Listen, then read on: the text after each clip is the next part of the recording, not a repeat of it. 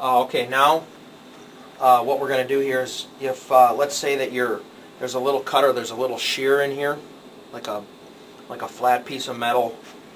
It's in the manual too, that explains a little bit on how to rotate the cut surface. If the cutting surface, which is like a little piece of metal, and it looks like a double D, and it's ground at an angle, and basically what it does is it shears at the side of that die, it shears off a piece of wire. That can chip and it can wear. So you have to get in here and you have to turn this. And so I can show you how to do that now. You've got your bag of tools that come with the stitcher. And you have to cut the wire. We're going to cut the wire, and I'm going to pull some things apart. I'm going to show you how to take this gold block off right here. We're going to turn it a little bit, put it back together, and then you'll have to reroute the wire back down. But it's pretty simple if you watch this and you follow through with the catalog or the manual. Just cut the wire like you would be changing a wire roll, and make sure you don't let it go all over the place, so you can capture it in one of the holes. And I'm going to take out all my wire and this piece.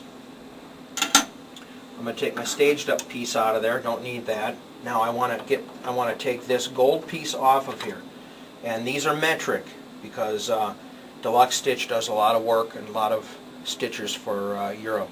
So these are predominantly metric.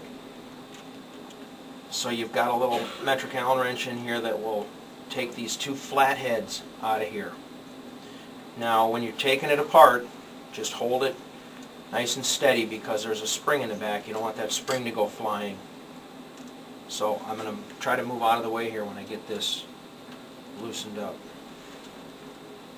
But they're pretty long flathead screws.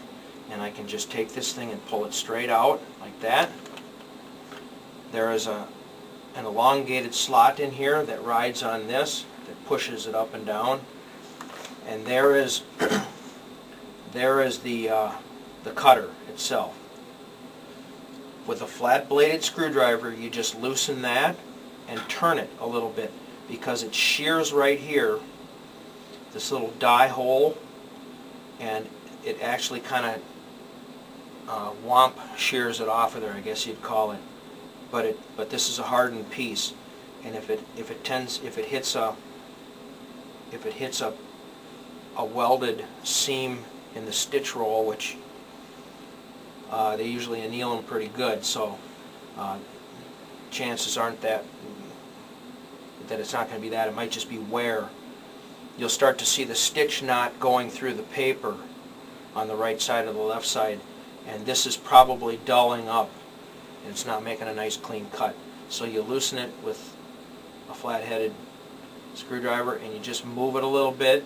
Once you got 4, 5, 6 spots here, which should take probably forever, you got the complete other side here that's brand new also. Right underneath here is a spring. Here's how this thing works. I don't want it to pop out, but that's what shears it. I don't know if you can see that. I don't want this thing to pop out because there's a spring underneath here. So I'm going to put this back together. Just make sure it doesn't pop out, it stays together. And I'm going to put it back in here.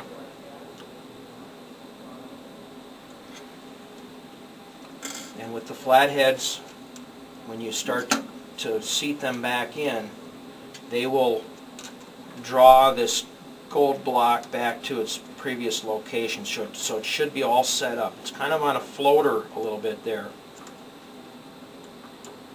but you shouldn't have any issues with having to reset that. And just snug these up a little bit.